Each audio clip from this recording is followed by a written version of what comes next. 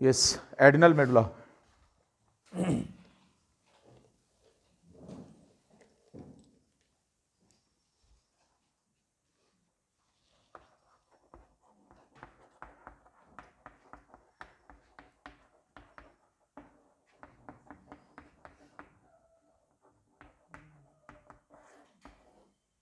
Adrenal medulla gland.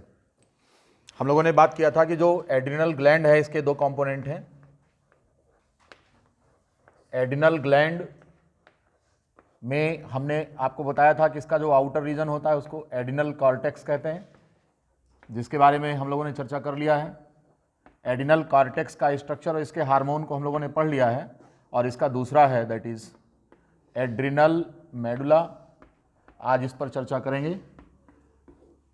इसका source क्या है, कैसे इसका निर्माण होता है और इसमें बनने वाले हार्मोन्स क्या हैं, उनका बायोलॉजिकल एक्शन क्या है। Adrenal medulla.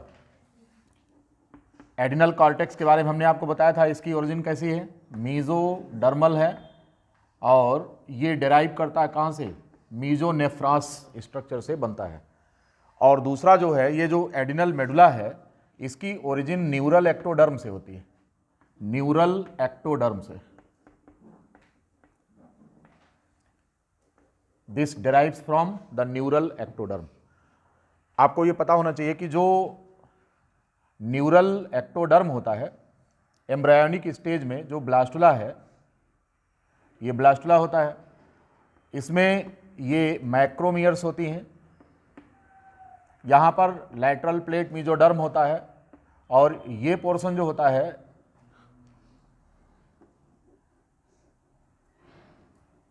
हम अगर बात करें तो इस एरिया को न्यूरल एक्टोडर्म कहते हैं, दिस वन। ये ब्लास्टोसील है। अब इसमें जो यह एरिया है इसको हम न्यूरल एक्टोडर्म कहते हैं, this one is known as neural ectoderm. अब क्या होगा कि जब गैस्ट्रुलेशन होता है तो इसमें न्यूरल ट्यूब का फॉर्मेशन भी एक इन्वॉल्व होता है। तो न्यूरल ट्यूब के फॉर्मेशन को हम क्या नाम देते हैं, आपको पता है कि डॉर्सल ट्यूबुलर नर्व कॉर्ड जो होता है that derives from, that gives the central nervous system. तो डॉर्सल ट्यूबुलर नर्व कॉर्ड एक नली होती है, तो इस नली का निर्माण करने की प्रक्रिया को हम न्यूरुलेशन कहते हैं। क्या कहते हैं, न्यूरुलेशन। तो यहाँ पर जब न्यूरुलेशन होता है तो पहले एक न्यूरल ग्रुप बनता है, दोनों साइड से न्यूरल फोल्ड होते हैं। यानी कहने का मतलब अगर हम इतनी एरिया को दिखाएं तो आप इसको इस प्रकार समझ सकते हैं कि ऐसे ये स्ट्रक्चर डेवलप होता है, दिस वन, ये स्ट्रक्चर होता है, दिस वन, दिस वन।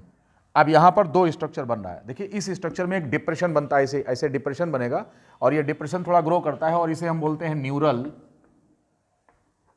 इसको हम न्यूरल ग्रुप बोलते हैं। और ये जो होते हैं इनको न्यूरल फोल्ड कहते हैं, न्यूरल फोल्ड कहते हैं। जिस समय ये काम हो रहा होता है इन्हीं में से कुछ सेल्स यहां साइड में कट जाती हैं, दोनों साइड में इसके। ये न्यूरल एक्टोडर्म से डिराइव्ड कुछ सेल्स होती हैं जो यहां कट जाती हैं और इन्हीं सेल्स को हम न्यूरल क्रेस्ट कहते हैं। ये स्ट्रक्चर जो होता है ये न्यूरल क्रेस्ट कहलाता है। ये है, तीन स्ट्रक्चर यहां डेवलप होता है। जब ये ऐसे ऊपर की तरफ फोल्ड करता है तो इनकी कुछ सेल्स दोनों साइड में कटती हैं, इनको न्यूरल क्रेस्ट सेल्स कहते हैं। और ये दोनों तरफ से प्रोमिनेंट ये फोल्ड एराइज करता है, ऊपर की तरफ ग्रो करता है, ऐसे इस तरह से ये दोनों तरफ से ग्रो करते हैं और बीच में एक यहाँ पर एक ग्रुप बनता है जो आगे चलकर ट्यूब का रूप ले लेता है, उसी को न्यूरल ट्यूब कहते हैं। अब अगर हम देखें इसका और एडवांस्ड रूप अगर हम देखें तो ये जो है ट्यूब का फॉर्मेशन हो चुका है। नाउ दिस वन, इस स्ट्रक्चर को हम न्यूरल ट्यूब कहते हैं, न्यूरल ट्यूब। ये वही न्यूरल ट्यूब है जो कि किसी भी कॉर्डेट एनिमल के तीन फंडामेंटल कैरेक्टर में से एक है। कितने कैरेक्टर होते हैं, तीन। कौन कौन से, dorsal tubular nerve cord, notochord and paired pharyngeal gill slits.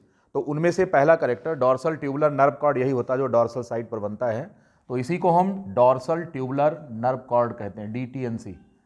और ये जो सेल्स यहाँ पर हैं जो दोनों साइड में इधर कट गई थी, ये न्यूरल क्रेस्ट सेल्स होती हैं जो दोनों साइड में कटती हैं। ये सेल्स आगे चल करके इनका दो स्कोप होता है, एक ये जो है जाकर के सेट हो जाती हैं किस में, पिट्यूटरी ग्लैंड में। कहां पर जाती हैं, पिट्यूटरी ग्लैंड का इंटरमीडिएट लोब बना लेती हैं, इंटरमीडिएट ये लोब में जाकर सेट हो जाती हैं पिट्यूटरी में। और दूसरी जो होती हैं ये क्रोमाफिन सेल में कन्वर्ट हो जाती हैं, क्रोमाफिन सेल्स इन एड्रिनल मेडुला।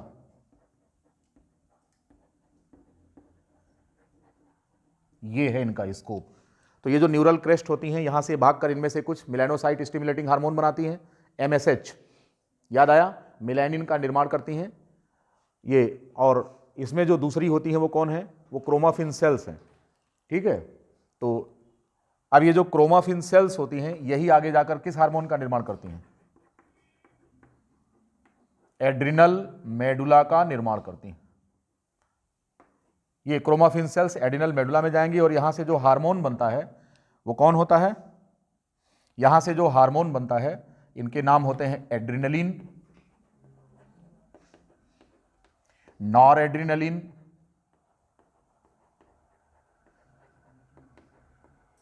और डोपामिन होती है। ये हार्मोन रिलीज हो रहे हैं कहां से, एड्रिनल मेडुला से। तो ये है ओवरऑल पैटर्न, आप समझिए कि इनकी ओरिजिन क्या है, कहां से ये डिराइव होते हैं।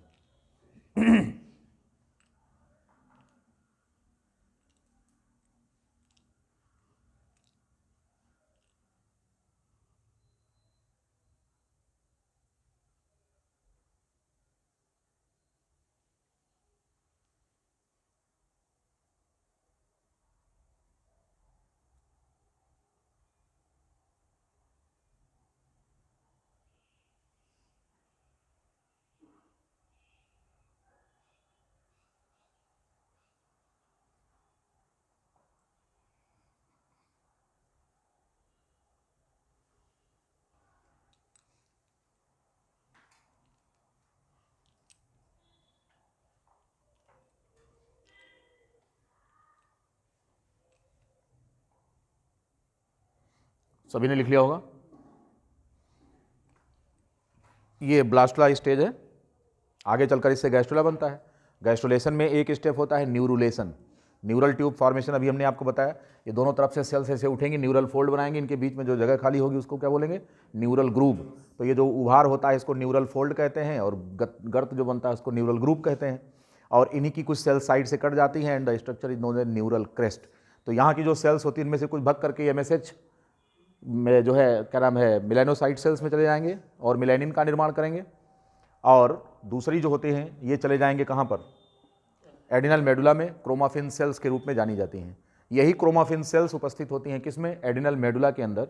और यही एड्रिनल मेडुला का क्रोमाफिन जो सेल्स होती हैं ये 3 हार्मोन के निर्माण के लिए जिम्मेदार है, जिनमें से एक है एड्रिनलिन, दूसरा नॉर एड्रिनलिन और तीसरा है डोपामिन। इन तीनों हार्मोन को कलेक्टिवली हम कैटेकोलामिन कहते हैं। क्या कहते हैं, कैटेकोलामिन कहते हैं। अब तक आप जानते रहे होंगे कि एड्रिनलिन और नॉर एड्रिनलिन ही केवल 2 होते हैं, इसमें डोपामिन भी उसी कैटेगरी में आता है।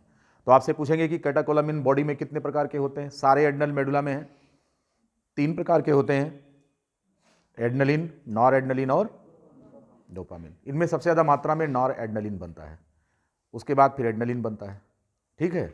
सबसे ज़्यादा मात्रा में कौन बनता है, नॉर एड्रिनलिन बनता है। इन्हीं तीनों हार्मोन के बायोलॉजिकल एक्शन के बारे में हमको पढ़ना है। ये हार्मोन्स फाइट और फ्लाइट हार्मोन भी कहते हैं, इनको इमरजेंसी हार्मोन भी कहते हैं। इन तीनों हार्मोन्स को फाइट और फ्लाइट हार्मोन या इमरजेंसी हार्मोन भी कहते हैं। ये कंप्लीट कर लें तो इसे हटाएं और हम हार्मोन पर चलते हैं। मिटा दे रहा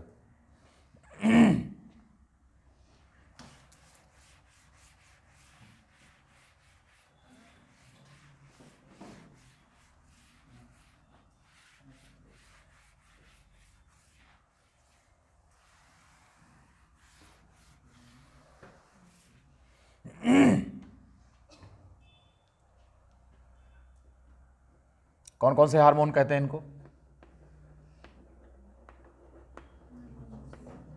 इमरजेंसी हार्मोन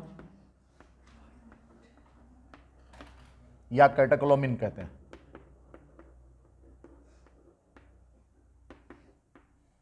ठीक है, या फाइट और फ्लाइट हार्मोन कहते हैं।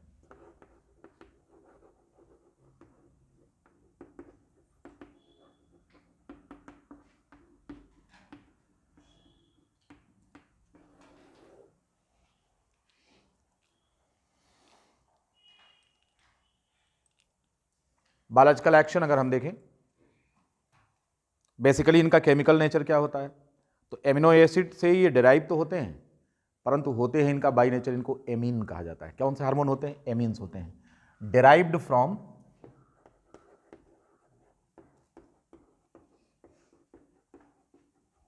द एमिनो एसिड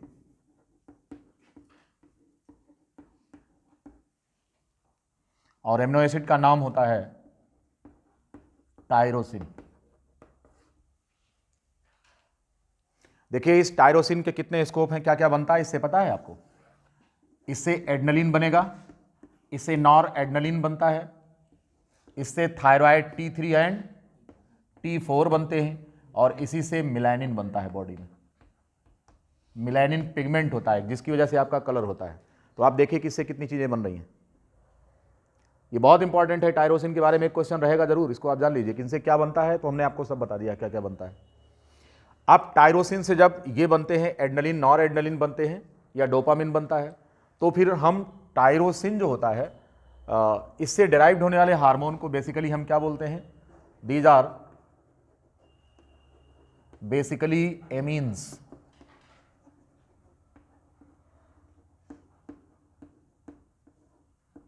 ये एमीन्स होते हैं और हाइड्रोफिलिक होते हैं। ये एमीन्स हैं और क्या है? And are hydrophilic. हाइड्रोफिलिक मतलब पानी में घुलनशील हैं, तो फिर फैट में इनसॉल्युबल हैं, तो फिर सेल मेम्ब्रेन को क्रॉस नहीं करेंगे, तो फिर ये इनके लिए रिसेप्टर सेल मेम्ब्रेन पर होगा, और इनका एक्शन जो होता है it is mediated by second messenger that is cyclic AMP। तो their action, these find their receptors on cell membrane, find their receptors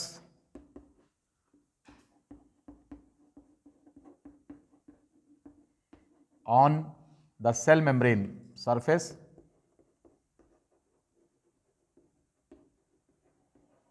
cell membrane surface, and their action mediated by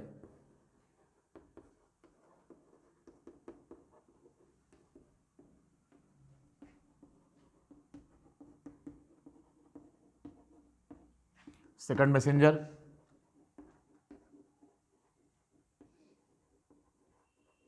that is cyclic adenosine monophosphate।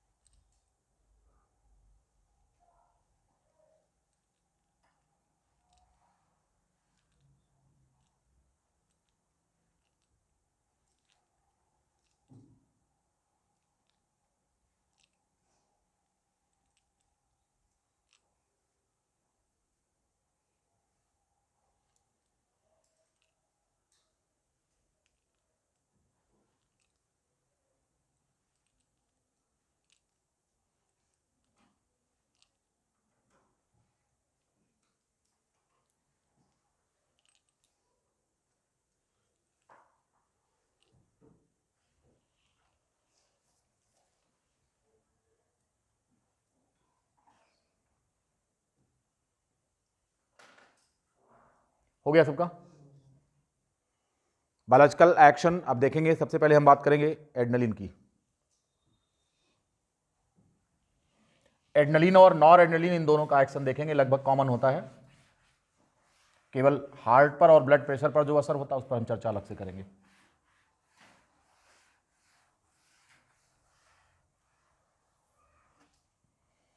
सबसे पहला impact carbohydrate metabolism पर होगा। कौन कौन? Adrenaline and nor adrenaline. इनका common impact जो होता है on the carbohydrate metabolism.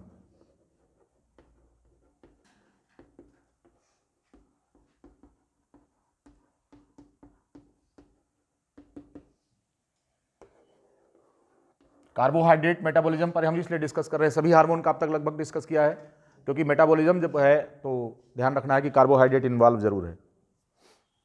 Carbohydrate पर ये वो सारा काम करते हैं जिसकी वजह से ब्लड ग्लूकोज लेवल जो है बढ़ जाए। बहुत आसान है आपको याद कर पाना। क्योंकि ब्लड ग्लूकोज एनहांसर हैं ये। इसका मतलब ये हो गया कि अगर हाइपर सेक्रीशन है, these hormones are diabetogenic in action. याद रहे कि आपकी बॉडी में ग्लूकोज को लेकर के 3 कंडीशन बनती है। कुछ हार्मोन ऐसे होते हैं जो कि ग्लूकोज एनहांसर होते हैं। अगर वो हाइपर जो है सेक्रीशन उनका हो रहा है तो बॉडी में डायबिटीज कराएंगे, इनकी संख्या ज़्यादा है। दूसरा सिंगल हार्मोन केवल है इंसुलिन, जो क्या करता है, वो ग्लूकोज लोअरिंग हार्मोन है और एंटी डायबिटोजेनिक हार्मोन है। Insulin is the only hormone inside your body, आपके शरीर के अंदर केवल इकलौता हार्मोन है जो ग्लूकोज का लेवल डाउन करने की बात करता है। डाउन करने का मतलब ये हो गया कि हाइपोग्लाइसीमिया नहीं कराता, अगर बढ़ा हुआ ग्लूकोज लेवल है तो उसको डाउन करके नॉर्मल करता है, हाइपोग्लाइसेमिक नहीं करेगा। अगर ज़्यादा मात्रा में होगा तब हाइपोग्लाइसीमिया बनेगी, जिसको इंसुलिन शॉक कहा जाता है, उससे डेथ भी हो सकती है हाइपोग्लाइसेमिक होने से। ठीक है, तो बढ़ा हुआ शुगर तो उतना खतरनाक नहीं है, उसका क्रोनिक इफेक्ट होगा, लेकिन घटे हुए शुगर का एक्यूट इफेक्ट होता है। एक्यूट इफेक्ट होता है, तत्काल डेथ होती है। अगर किसी को इंसुलिन का हैवी डोज दे दिया, मर जाएगा तुरंत। ठीक है, इसको इंसुलिन अटैक कहते हैं, इसलिए डोज फिक्स होता है कि किसको कितना देना है। ध्यान रखना, इंसुलिन का डोज फिक्स होता है, डॉक्टर्स जानते हैं उसको, अपने मन से नहीं लेना है। या कोई ले रहा हो गांव में तो बोल देना कि अपने मन से मत लीजिए, डॉक्टर बताएंगे कितना लेना है आपको, नहीं तो पता लगेगा पक्षाघात हो जाएगा। पक्षाघात समझते हैं? एनाफ्लेक्टिक शॉक होगा, बैठ जाएगा कलेजा सीधे, बीपी लो हो जाएगा एकदम, डिप्रेशन, हाइपोग्लाइसीमिया। हाइपोग्लाइसीमिया के बाद क्या होता है, हाइपोटेंशन, मन सुस्त हो जाएगा, बेहोश हो जाएंगे, गिरेंगे धड़ाम से बस ऊपर चले जाएंगे। तो याद रखना है कि इंसुलिन हार्मोन बहुत खतरनाक होता है, इसको ध्यान रखना है। The single hormone in your body, अभी हम आगे आएंगे तो पैंक्रियाज में इसको हम सेपरेटली डिस्कस करेंगे। अभी फिलहाल हम बता रहे थे आपको कि आपके शरीर के अंदर ग्लूकोज को लेकर के 3 प्रकार की कंडीशन बनती है। पहली, ग्लूकोज एनहांसर हार्मोन होते हैं, ये ज़्यादातर होते हैं। दूसरी कैटेगरी सिंगल हार्मोन है इंसुलिन, जो ग्लूकोज लोअरिंग का काम करता है, यानी कहने का मतलब अगर हाइपर ग्लाइसेमिक कंडीशन बनी है तो कंडीशन को नॉर्मल कर देता है। तीसरी कैटेगरी ऐसे हार्मोन की होती है जो ग्लूकोज के लिए न्यूट्रल होते हैं, जो रेयरेस्ट हैं। ठीक है, उनका ग्लूकोज से सीधा लेना देना कोई नहीं होता। लेकिन ज़्यादातर हार्मोन्स क्या होते हैं, हाइपर कंसंट्रेशन अगर उनका है, हाइपर सेक्रीशन है, तो वो डायबिटोजेनिक होते हैं, वो आपकी बॉडी के अंदर ग्लूकोज का लेवल बढ़ा देते हैं। हम यहां पर चर्चा कर रहे हैं किसकी, एड्रिनल मेडुला से निकले हुए इन दोनों हार्मोन की, एड्रिनलिन एंड नॉर एड्रिनलिन। अब ये कह रहे हैं कि जब इनकी मात्रा ज़्यादा बनती है, और कब बनती है, जब इमरजेंसी एक्शन होता है, बॉडी में इमरजेंसी अराइज करती है, हाय दैया आप क्या होगा। जब इस मोड में आप आते हैं कि हाय दैया आप क्या होगा, तो दैया का मैया होने लगता है कि नहीं, और उसी समय क्या होता है, फिर ये हार्मोन धड़ धड़ धड़ धड़ निकलने लगते हैं, फिर डू एंड डाई की। ये हार्मोन आपकी बॉडी को प्रिपेयर करते हैं to fight and to tackle the situation that arises due to the emergency. ऐसी कंडीशन जो अराइज कर रही है इमरजेंसी के कारण, ऐसे हालात पर काबू पाने के लिए ये हार्मोन्स आपकी बॉडी के अंदर बर्स्ट करते हैं। ठीक है, ये हालात हमेशा रहना नहीं चाहिए, इमरजेंसी के हालात हमेशा नहीं रहना चाहिए, ये अच्छी बात नहीं है। हमेशा आराम का मामला है, ऐसे रहना चाहिए, आराम का मामला है, नो स्ट्रेस। अगर स्ट्रेस है तो ये हार्मोन निकलेंगे, ये हार्मोन निकलेंगे तो एड्रिनल कार्टेक्स फटेगा, पता है ना आपको, स्ट्रेस हार्मोन। तो स्ट्रेस से रिलीव करने के लिए आपको क्या निकलता है, तब कार्टिसोल निकलता है, एल्डोस्टेरोन निकलता है जो आपके ब्लड प्रेशर को मैनेज करता है, वो सारे निकलने लगते हैं, ANF निकलता है, ऐसे तमाम फिर सब्सिडियरी हार्मोन निकलने लगेंगे।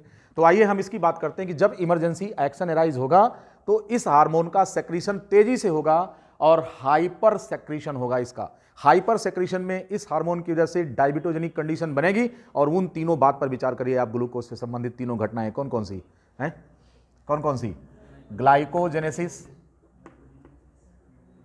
जब भी ग्लाइकोजेनेसिस होती है मतलब ग्लूकोज से ग्लाइकोजन का निर्माण, तो ग्लूकोज कम होता है, लेकिन ये एक्शन क्या होगा, स्लो हो जाएगा, डिक्रीज कर जाएगा, ग्लाइकोजेनेसिस को रोक देंगे। दूसरा काम क्या होगा, है ग्लाइकोजेनोलिसिस, यानी ग्लाइकोजन को ब्रेक करके ग्लूकोज बनाना। जी हां, ये स्पीड हो जाएगी, फास्ट। तीसरा काम क्या होगा, ग्लूकोनियोजेनेसिस, इससे ग्लूकोज का लेवल बढ़ता है तो ये भी तेज हो जाएगा। ये 3 काम होंगे कार्बोहाइड्रेट मेटाबॉलिज्म से। आइए फैट मेटाबॉलिज्म की बात करें। ऑन फैट, आपकी बॉडी का जो एडिपोज डिपॉट होता है, फैट रिजर्व जो होता है वो लाइज होगा, फैट ये ब्रेकडाउन, फैट ब्रेकडाउन होगा, फैट ब्रेकडाउन, इससे क्या होगा, फैटी एसिड रिलीज होंगे और क्या रिलीज होगा, ग्लिसरॉल रिलीज होगा। और इसको हम चेंज करेंगे किस में, इस घटना का नाम क्या है, ग्लूकोनियोजेनेसिस। ग्लूकोज का नए सोर्स से निर्माण, तो नया सोर्स कौन है, वो फैट है। तो यहां पर ग्लूकोज को क्या कर देंगे, बढ़ा देंगे। ग्लूकोज का यूटिलाइजेशन सेल के अंदर कम हो जाएगा और यूटिलाइजेशन बढ़ेगा फैट का। आपके पास ग्लूकोज रहने के बावजूद भी आपकी एड्रेनलिन जो है, हार्मोन जो है, आपकी बॉडी सेल्स को फैट यूटिलाइज करने का आदेश कर देगी। अब फैट यूटिलाइजेशन अगर शुरू हो गया आपकी बॉडी में तो कीटोजेनेसिस होगी, डू नो, केटोन बॉडीज बनेंगे। इसलिए यह सिचुएशन, मैंने कहा ना, इमरजेंसी हालात हमेशा नहीं रहने चाहिए। इमरजेंसी किसी की भी अच्छी नहीं होती। ये इमरजेंसी फिर एराइज क्यों होती है, इसलिए क्योंकि हमको इतना ज्यादा एनर्जी उस समय चाहिए। अर्जेंसी में एनर्जी, अभी पाकिस्तान हमला कर दे तो भारत क्या हो जाएगा, है एनर्जाइज हो जाएगा। आप देख लेंगे, आ जाओ मोदी तैयार हो जाएगा, मारो उसको साले को गिरा के, बम फेंक देंगे, फाइटर्स प्लेन लगा देंगे, सीमा पे आ, सब अलर्ट मोड पर, छुट्टियां कैंसिल हो जाएंगी। यही तो अर्जेंसी है ना। सारे जितने सैनिक हैं वापस बुला लिए जाएंगे, सारे डॉक्टर्स को हॉस्पिटल्स में इमरजेंसी सिचुएशन फेस करने के लिए कह दिया जाएगा और देश के लोगों से कहा जाएगा कि सेना कम पड़ेगी तो तुम्हें बुला लेंगे। लाठी लेके आना, चाकू लेके आना, डंडा लेके आना, रामपुरी लेके आना, लेकिन मारना जरूर आकर, है कि नहीं। सारे लोग तैयार हो जाएंगे क्योंकि देश में इमरजेंसी हालात है, लोगों की सैलरी रुकने लगेगी, ये सारे काम। देखिए ये सारी चीजें क्या हैं, इन सारी चीजों का बहुत देर तक बने रहना सेहत के लिए अच्छा नहीं है। तो emergency action energy using power होता है, सिस्टम होता है। अब आपकी बॉडी के अंदर क्या होने लगेगा, एडेनोसिन ट्राइफॉस्फेट की नीड ज्यादा है to meet out the demand. अब ग्लूकोज मांगा जाएगा, ग्लूकोज नहीं है इतनी जल्दी, तुरंत उपलब्ध नहीं हो पा रहा है। और इधर क्या कर रहा है ये कि ठीक है ग्लाइकोजेनेसिस करो, ग्लाइकोजेनोलिसिस करो, ग्लूकोज आने लगा। लेकिन तब तक जब तक ग्लाइकोजन, उसका इंतजार नहीं करेंगे, चलो फैट निकलो, तुम निकलो, जब तक वो आएगा देखा जाएगा। यानी कि ग्लाइकोजिनोलिसिस से ग्लूकोज आ रहा है, ठीक है, उसकी बात हम बाद में करेंगे, जितना फैट है पहले उसको भी तोड़ो। यानी कहने का मतलब ये हो गया कि बैंक बैलेंस जितना भी है सब निकालो, तो खरीद लेना है उसको। अक्सर कहते हैं ना, चलो देखा जाएगा, खरीद लेंगे, जो बिकेगा खरीद, सबको खरीद लेंगे। कौन कौन बिकेगा, खरीद लेंगे सबको। पड़ोसी झगड़ा कर रहा है, चलो खरीद लेंगे, मुकदमा कर देंगे तुम्हारे ऊपर। बैंक डिपार्ट, जितना भी पैसा है निकालो, खटाखट खर्च करो। ये सब इमरजेंसी में सारी चीजें खर्च होने लगती हैं और आप एकदम एग्रेसिव मोड में होते हैं और कुछ भी नहीं सोचते हैं, केवल डिस्ट्रक्शन होता है, केवल डिस्ट्रक्शन होता है। यानी कि ब्रेक करने की हम बात करते हैं, हम सिंथेसिस की बात करते ही ना है। यही है इमरजेंसी एक्शन। तो ग्लूकोज, यद्यपि वो भरोसा नहीं कर रहा साहब, ग्लूकोज तो आया, लेकिन वो तब तक भरोसा नहीं कर रहा, तब तक फैट को भी तोड़ने लगा। इतना ही नहीं, क्रिटिकल कंडीशन एराइज करता है और प्रोटीन ब्रेकडाउन भी स्टार्ट हो जाता है। इसीलिए कहते हैं कि इमरजेंसी में शरीर टूटता है। अब शरीर क्यों टूट रहा, जो हमारे शरीर का बॉडी बिल्डिंग मटेरियल है उसका यूज हम करने लगे हैं, प्रोटीन का। It is the critical condition. तो अगली जो मैकेनिज्म है वो किसकी है, वो प्रोटीन की है। अब आपका एड्रेनलिन हार्मोन किस पर एक्शन करेगा, प्रोटीन का ब्रेकडाउन स्टार्ट हो जाएगा। अब प्रोटीन ब्रेकडाउन अगर स्टार्ट होगा तो एमिनो एसिड बनेंगे। इन एमिनो एसिड का या तो एनर्जी के लिए यूज होगा, फॉर एनर्जी, और अगर नहीं हो पाया तो फिर ये यूरिया बनने लगते हैं और ये यूरिया अमोनिया बनकर यूरिया, यूरिया बनकर यूरिन आउटपुट क्या होगा, यूरिन आउटपुट क्या होगा, बढ़ जाएगा। यूरिन ज्यादा बनेगी बॉडी में, पेशाब।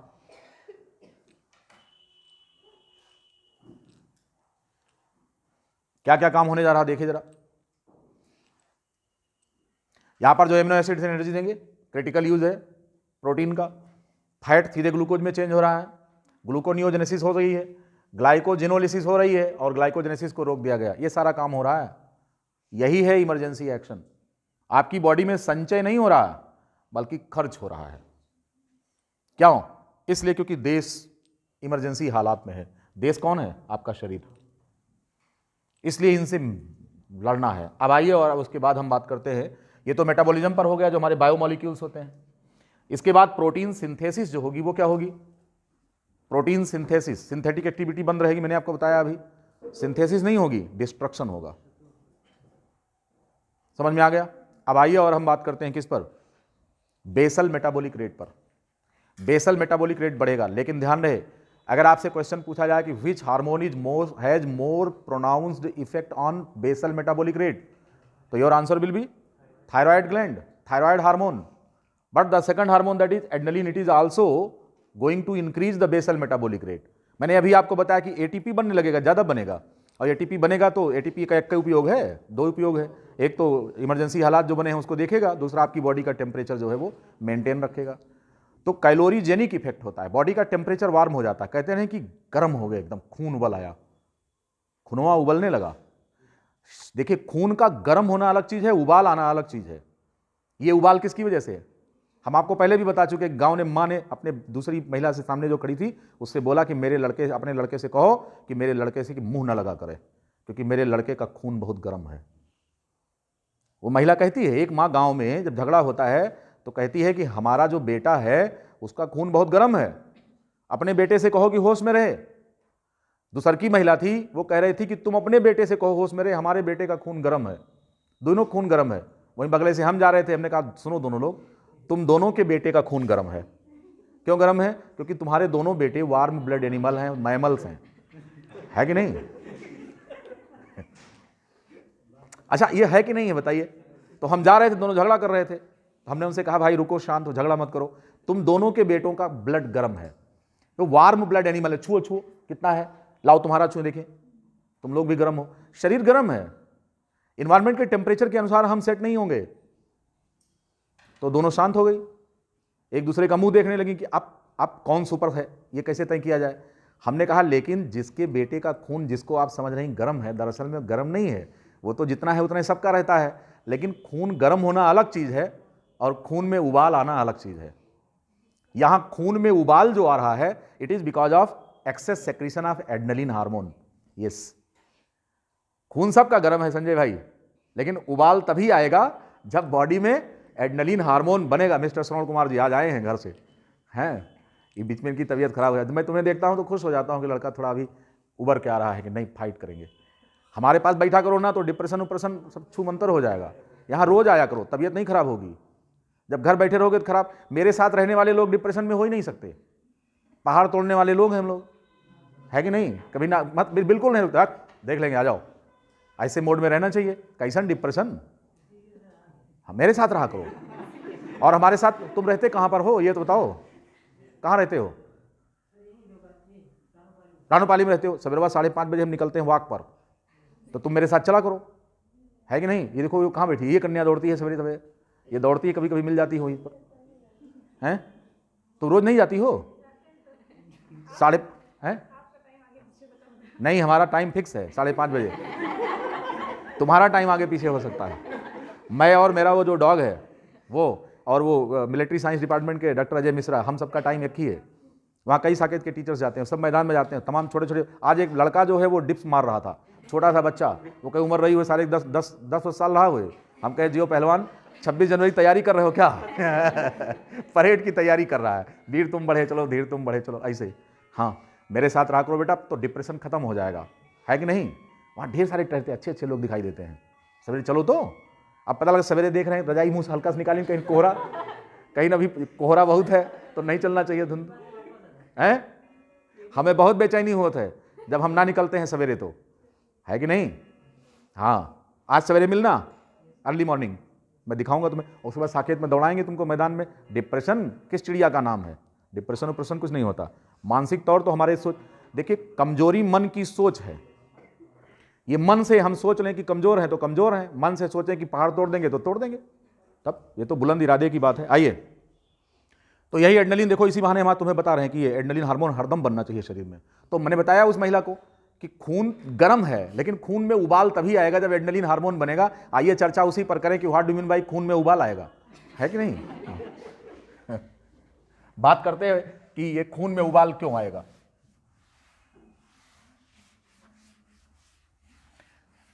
अब चलिए देखिए, एड्रेनलिन हार्मोन जो है ये कैलोरीजेनिक इफेक्ट है इसका। तो आगे क्या लिखेंगे कि बेसल मेटाबॉलिक रेट जो होता है under the effect of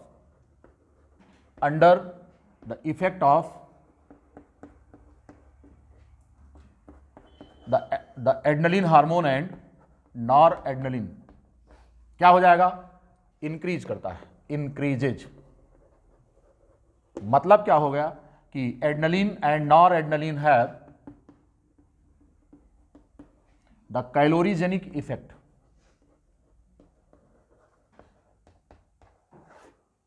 कैलोरीजेनिक effect मतलब क्या है, ये हीट जनरेटिंग इफेक्ट होता है, हीट जनरेशन। और यही हीट जो जनरेट कर रही है बस खून को गर्म कर देगी, इसको उबाल आने लगेगा। और फिर आप बोलने लगते हैं चट देख लेते हैं, मार डालेंगे, काट डालेंगे, ऐसा कर देंगे, वैसा कर देंगे, आ जाओ, हाँ देखते हैं, हाँ आ जाओ।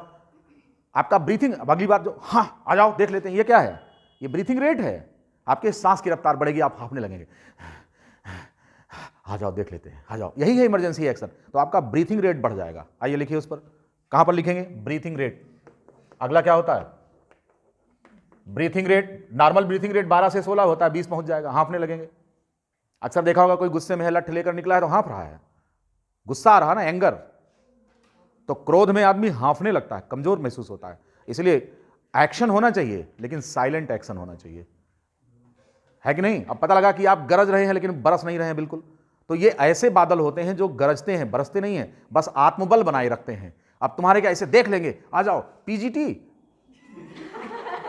अब तुम्हारे सोचने से लेक्चरर थोड़ो बन जाओगे बस, लेकिन वो तात्कालिक क्रोध है आपका, आ जाओ। कभी कभी आप इसमें एकदम इमरजेंसी सिचुएशन में आ जाते हैं, साला 4 दिन से पढ़ नहीं रहे, आज इतना पढ़ेंगे आज सिलेक्शन हो जाएगा, बस तुरंत किताबियाँ पलटने लगते हैं, थोड़ी देर बाद आप एग्जॉस्ट हो जाते हैं, थोड़ी देर बाद उसको रखेंगे, अरे यार ये तो समझ में नहीं आ रहा है कि नहीं। तो मैंने कहा ना कि इमरजेंसी एक्शन बहुत देर तक नहीं रहता है, थोड़ी देर तक ही आपका मनोबल बढ़ा रहता है। इसलिए मनोबल अचानक बढ़ना उचित बात नहीं है, मनोबल का बने रहना उचित बात है कि नहीं। तो एक बार एड्रेनलिन बन जाए तो उससे कह दो भैया बनो, तो एकदम हमको एस्टाइल कोलिन नहीं चाहिए, नहीं तो कायर हो जाएंगे। एड्रेनलिन बने, लेकिन एड्रेनलिन उतने बने जितने में कि हम बैलेंस बनाए रखें। इसीलिए कहते हैं कि सुख दुख में एक समान, ऐसा ना हो जाए कि सुख हो गया तो 4 जने बतावत हैं, आज हमने बहुत पढ़ाई कर लिया, आज हम इतने घंटे पढ़ाई, आज हमारा सिलेक्शन हो ही जाए, एकदम एग्रेसिव हैं, इतना खुश हैं कि मोहल्ला पूरा मोहल्ला खुश है आपकी खुशी में। ये अच्छी बात नहीं है। सुख दुख में एक समान, बैलेंस्ड पर्सनालिटी, साउंड पर्सनालिटी होनी चाहिए, ठीक है। हाँ आइए, तो हमने कहा कि ये जो ब्रीथिंग रेट है बढ़ेगा। अब साहब मैंने आपको बताया था कि ब्रीथिंग के साथ हार्ट बीट रेट का एकदम सही आंकड़ा है कि जिस दिशा में आपकी ब्रीथिंग होगी उसी दिशा में हार्ट बीट रेट होगा और ब्लड प्रेशर होगा। तो निश्चित रूप से अब हम उसी दिशा में चल रहे हैं। फिर बात क्या करेंगे कि जो हार्ट बीट रेट होता है ना, ये बढ़ जाता है, ये एक्शन दोनों का होता है, बोथ।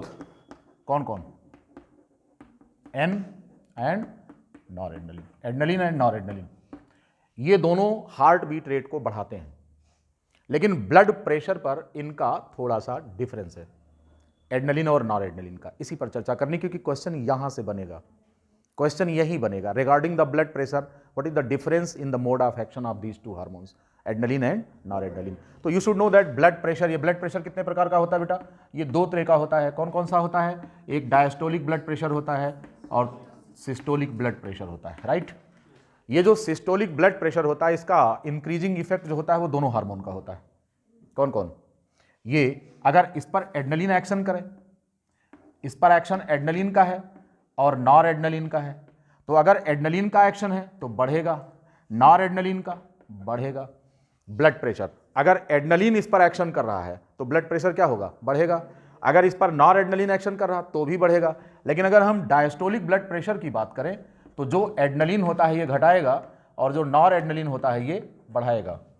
देखिए ये है बहुत ही शार्प डिफरेंस दोनों में है, एड्रेनालिन और नॉरएड्रेनालिन में, ध्यान रखेंगे इसको।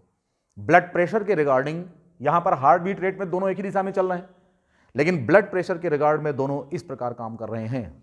यानी कि डायस्टोलिक ब्लड प्रेशर जो होता है ये जो है एड्रेनालिन घटाता है और नॉरएड्रेनालिन बढ़ाता है। नॉरएड्रेनालिन दोनों प्रकार के ब्लड प्रेशर को बढ़ा रहा है, लेकिन एड्रेनालिन डायस्टोलिक ब्लड प्रेशर घटाता है और सिस्टोलिक ब्लड प्रेशर को बढ़ाता है, राइट।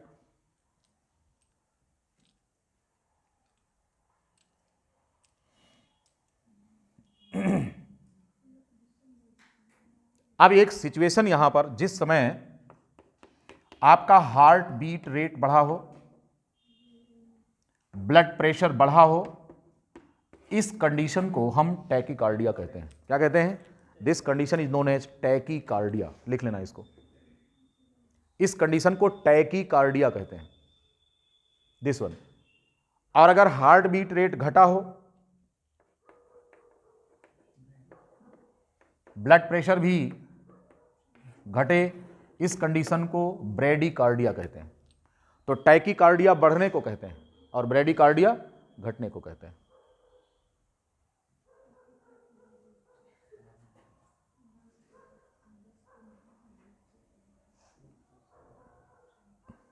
लिख लिया सभी ने? टैकीकार्डिया एंड ब्रेडिकार्डिया, ये हमने आपको बताया, इमरजेंसी सिचुएशन में ये सब होता है।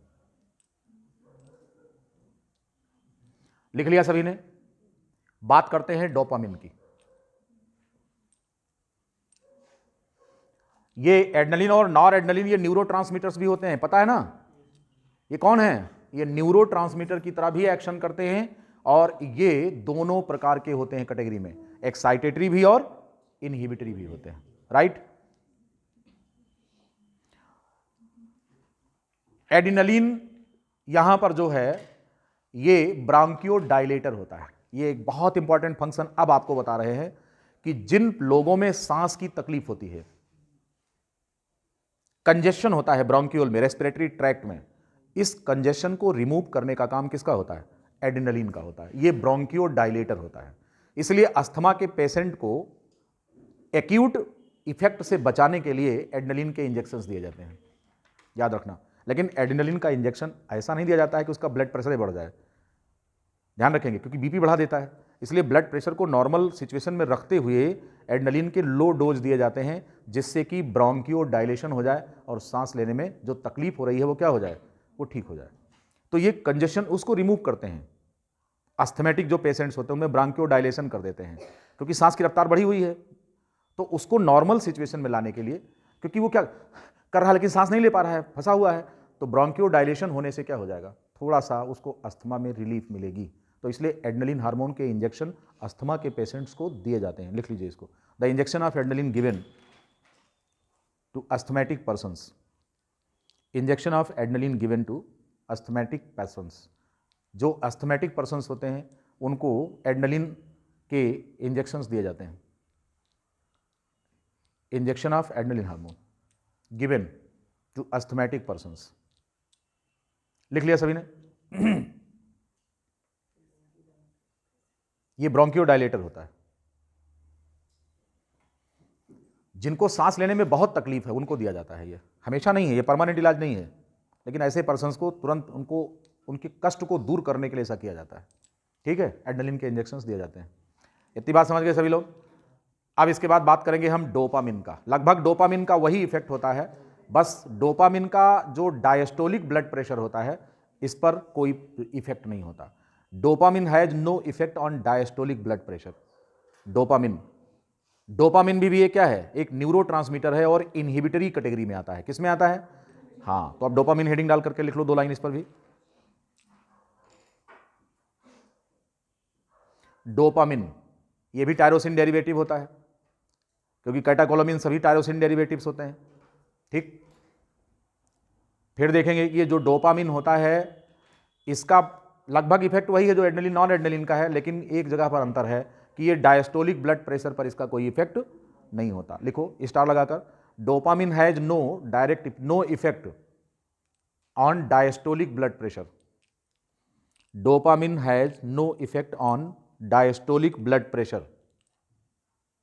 डायस्टोलिक ब्लड प्रेशर पर डोपामिन का कोई असर नहीं है। ठीक है, बाकी सिस्टोलिक में बढ़ाता है ये। अब ये भी एक प्रकार का न्यूरोट्रांसमीटर होता है। कौन? डोपामिन।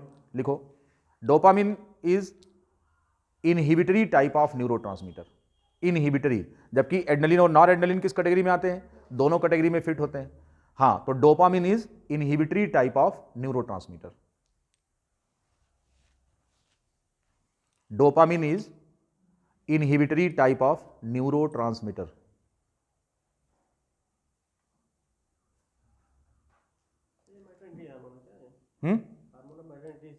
नहीं, हार्मोन ऑफ मैटरनिटी ऑक्सीटोसिन होता है।